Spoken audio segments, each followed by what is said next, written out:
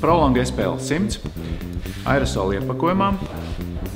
Šī smērviela būtu ieteicama tātad sēdekļa stiprinājumiem.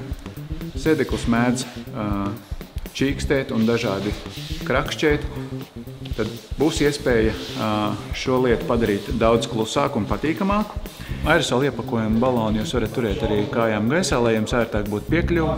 Pēc šīs smērvielas lietošanas viņa nedaudz apžūst, un līdz ar to neķerās klāt netīruma putekļi, bet ūdens tiek atgrūst. Tāpat SPL aerosola iepakojums ļoti labi nodara ķēdes mehānismam, ātruma pārslēdzēju mehānismam, arī ķēdes rullīšiem. Pašu ķēdi mēs eļojam šādā stāvoklī, griežot pedāļus ķēdes iekšpusē. Pilnīgi pietiksies ar vienu ķēdes apgriezienu, un jums ķēde būs ieeļota. Kā nākamo grib minēt arī troses. Tās būtu ātruma pārslēdzēju trosītes un mehānisko bremžu trosītes. Eļošanā jums vajadzēs noņemt apvalciņu un ieeļot troses brīvo daļu.